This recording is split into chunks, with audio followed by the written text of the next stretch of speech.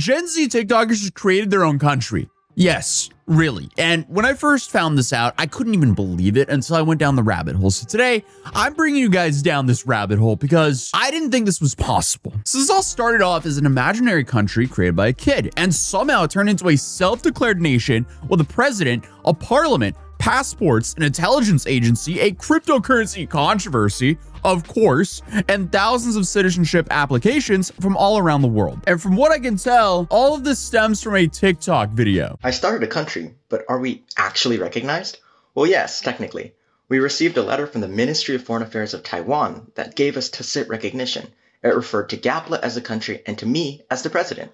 We also got invited to speak at the UN. But that's not really recognition because the UN doesn't recognize countries. It only admits members. And our embassies around the world are actively working on getting even more international recognition. I explore how I started a country in the video pinned to my profile. Check it out if you want to learn more. Follow for updates and ask me anything in the comments. Thank you. I guess this just proves that you can just do stuff. I can tell this kid was cracked at strategy games. A couple weeks ago, I stumbled across something called the Federated States of Galpa, which describes itself as a new country located in the Danube River between Croatia and Serbia. Now, normally, when I hear someone saying, oh, they've started a new country, I'm expecting one of two things. Either it's a guy who declared independence after losing an argument with an HOA, or it's a crypto project that bought some random island and they just somehow went full-on geopolitical. Galpa kind of turned out to be neither, but also both at the same time. And we'll definitely get into it. But this website looks surprisingly normal, and they've got serious marketing going on. I mean, they have a Facebook, they have Twitter, TikTok, Instagram, and even a LinkedIn. And on their website, they have a media kit and a brochure that you can go through and learn more. And you can even subscribe to a newsletter. And I will admit, we did subscribe to their newsletter because why not? And apparently it comes out regularly. So they do have a team on that as well, which I guess isn't surprising considering that their LinkedIn says they have 11 to 50 employees. So, I mean, the country does have the backing of about a small business. So this is kind of interesting. Also, their website's kind of nice. And when you Google them, their sites all come up on the first page. So this project, while it's kind of laughable, it has a lot of work put into it. But they describe themselves as a modern meritocratic nation built to solve the problems that they believe exist in traditional governments. Whatever that means. Also, meritocratic, I've never heard that word be said before, so I could easily be butchering it. Honestly, I don't even know what that word means. Webster says it's a system, organization, or society in which people are chosen and moved into positions of success, power, and influence on the basis of their demonstrated abilities and merit. Okay, so the leaders are chosen based on how capable they are. So I'm assuming this is democracy adjacent? Like, if you only skim the homepage, you might think this is some tiny European country you've never heard of. But then I started reading, and the first thing that caught my attention was their residency application, because before you even apply, the website asks, do you follow Galpa on social media to help the country grow? I don't know about you guys, but I think that might be the first time in human history that immigration has doubled as a marketing campaign. Like, imagine you get to the border and you have to follow them on TikTok and turn on post notifications just to get let into the country. Now, honestly, that is just man-made hell that only Gen Z can create. But hey, on their application, they're asking for your legal name, date of birth, place of birth, ethnicity, current residence, and whether you're interested in joining things like the ambassador program, obtaining citizenship, or even participating in the provisional government. What exactly does the provisional government of Galpa mean? Well, according to Galpa, this is the interim government that currently runs the country before settlement. And yes, they do have actual positions. So they have a president, they have a deputy president, they have a minister of justice, a minister of technology, a minister of architecture, a minister of foreign affairs, and a minister of state of security. They also have political parties, coalition governments, and opposition parties, and they have weekly governmental meetings. And to my knowledge, they haven't built anything on this land yet. So this is definitely a fascinating side quest, that's for sure. And at one point I found the page that literally listed the next date the government would be in session. So at this point, I assumed I was looking at some kind of like elaborate role-playing project, maybe a model United Nations group that had gotten wildly out of hand. But honestly, I mean, the deeper I dug, the more serious things got, because these people describe themselves as a country that already exists. And their argument for why is actually where things start getting a little bit interesting. Because Galpa claims 2 small pieces of land alongside the Danube River that sit in the middle of a decade-old border dispute between Croatia and Serbia. There is no Google Earth or Google Street View here. That's for sure. I'm like trying to look around. Galpa, you guys are lacking. What are you guys doing here? Why don't you have Google Street View yet? Lock in. But their whole position is essentially that neither country formally claims these specific pockets of land, making them terra nullius, which is essentially unclaimed territory. And according to Galpa, another micronation previously claimed some of that land, but they later dissolved, and Galpa became the first group to formally claim portions of it afterwards. Now, whether that makes them a sovereign state is honestly a completely different question. Most governments around the world would probably have some thoughts on that, but at least they're building their argument around real territorial dispute. Gen Z just started a country on the planet's only remaining piece of unclaimed land. Here are 3 questions we get all the time. Number 1, how is that even possible? Well, Galpa was able to claim its land under the international doctrine of terra nullius. The land is located between Croatia and Serbia, and we were able to claim it since neither country wants it. Number 2, what kind of system are you implementing? So we're all Gen Z, so designing a nation for the 21st century is one of our top priorities. Since our country is pretty tiny, we're going to be implementing small models of sustainable tech and environmental preservation systems that could make for a healthy, climate-safe urban environment. And we also want to focus intensely on providing free, quality education that actually prioritizes learning, both intellectual and personal. Number 3, do you discriminate?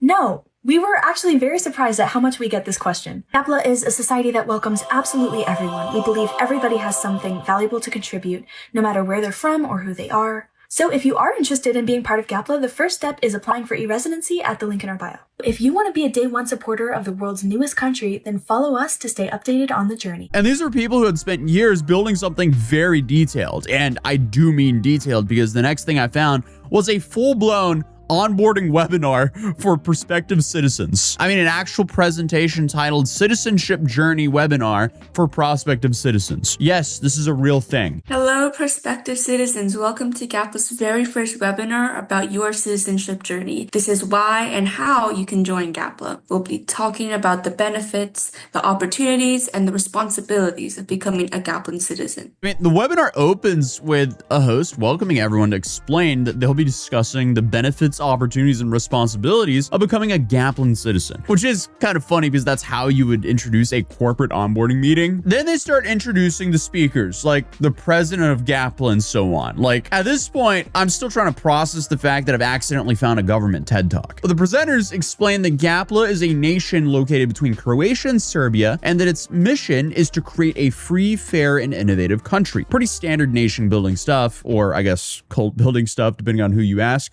But hey, I don't know. It will definitely be interesting to see how this democracy adjacent system will work. But then they start talking about why you should become a citizen. And according to the presentation, becoming a citizen gives you the opportunity to participate in a formation of a brand new nation, hold leadership positions, take part in future economic opportunities, and even obtain noble titles. Yes, noble titles as actual nobility. Barons, counts, dukes. The presenters then explain that citizens can join provisional government, help run the country, participate in meetings, and even hold ministerial positions. I feel like most countries make it pretty difficult to get involved in the government, but Galpa's approach here is basically, would you like citizenship? Sure. Great. Would you also want to help run the country? It's given the same energy as like LARPing in the park, but like 15 years ago, before people were actually saying, oh, we're role-playing in Miami and pretending to be rich. No, where you actually go and role-play Lord of the Rings in the park. But then they unveil the government portal. So here, citizens will eventually be able to access government services, manage companies, create contracts, participate in politics, run for office, verify their identity, and access public services through a digital platform. And honestly, every time I thought I found something very ambitious, or the most ambitious part of this mission, I turned the page and I'm like, okay, wow. So we're doing this as well now? Because remember, at this point, the country hasn't even entered settlement yet. Like, there's no structures on this land. The government government isn't operational and the legislator isn't active, and yet they already have a roadmap for digital government services. I feel like this is kind of like they've built the DMV before even building a road. But then we get to the passport section, and naturally, when someone tells me their internet country has passports, immediately I have some questions. Let's be real. Well, their presenters explain that after becoming a citizen, you'll be able to apply for a Gaplin passport by submitting identification documents, a photograph, and a fee. But then the webinar takes a whole different turn, because it turns out citizenship isn't the end goal. The end goal is helping build the country itself. And that's when I started digging into the government structure they had actually created, because somehow, unbelievably, the government might be even more detailed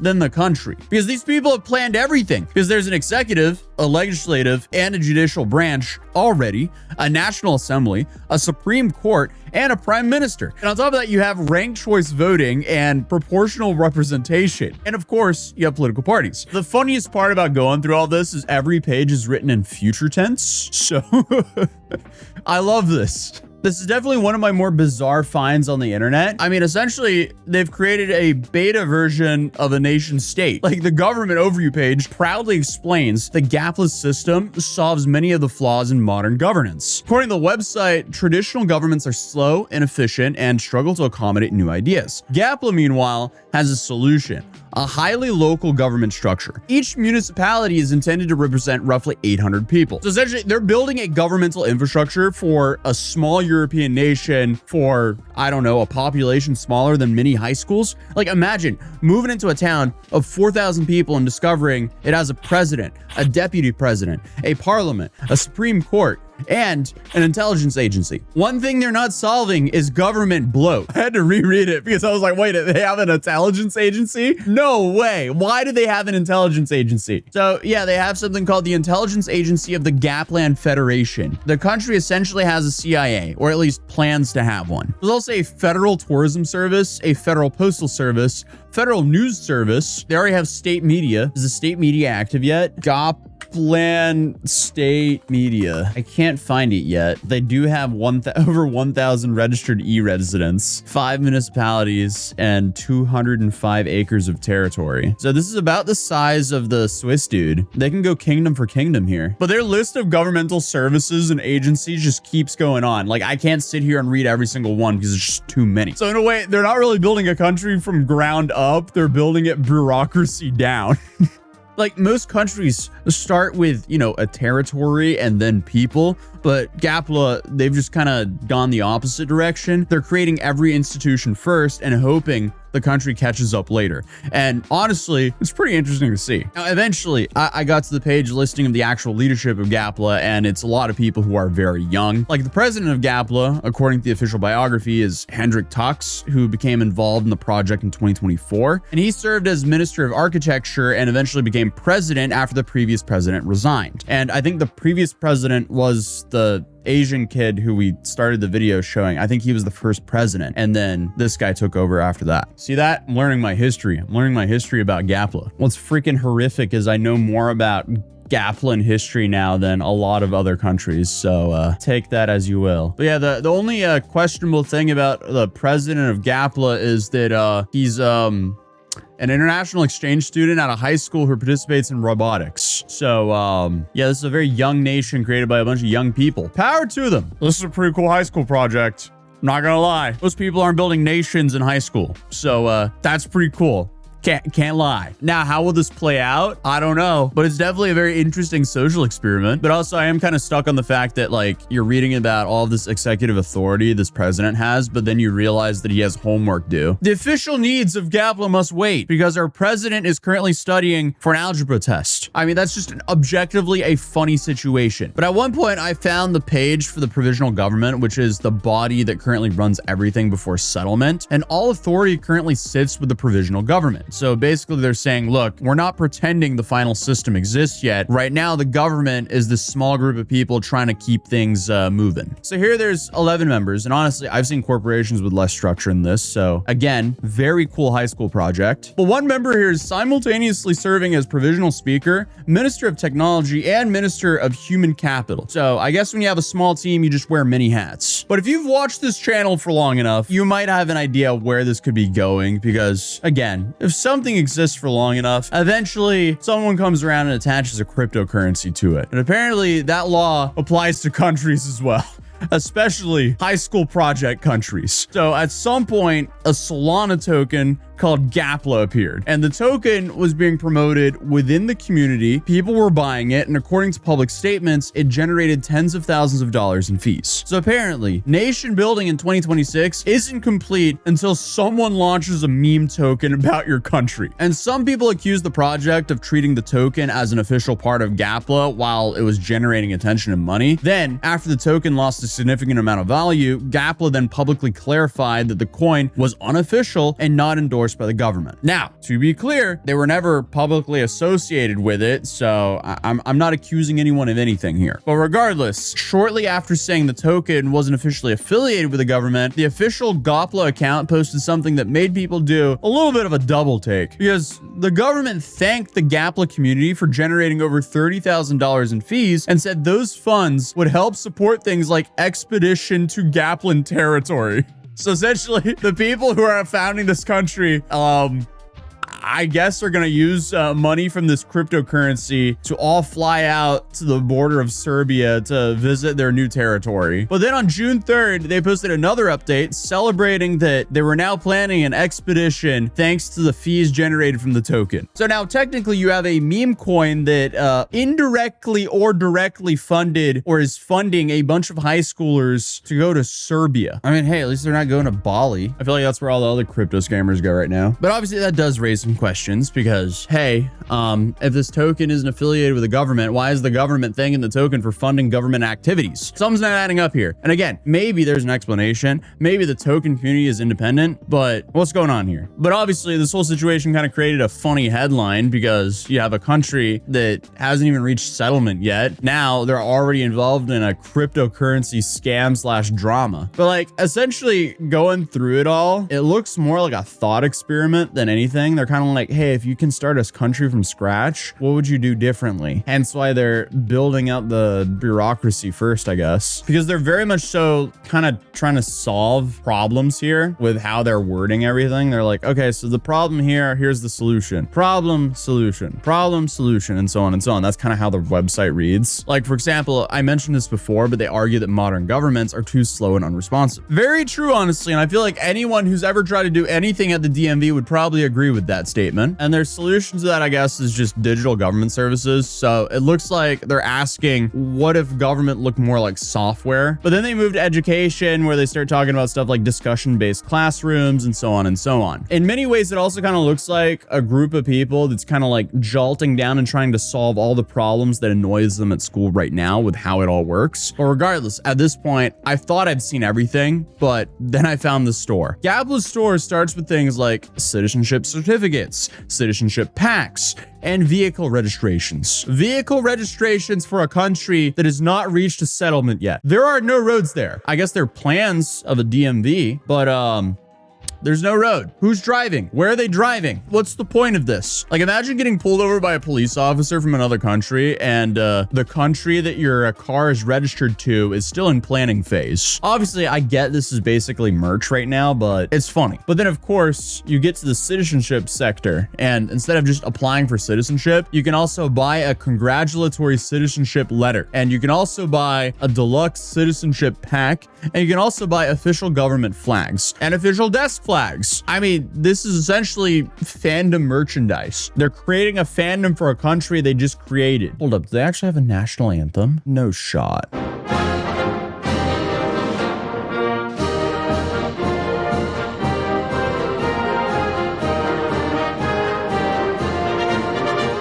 Like, if this somehow can play out, I feel like the way they can make money here is if they somehow become this like tax haven. That's a harder path to get to. I think the easier path to get to is get some sort of like cool domain name. So like, you know, like .io or whatever.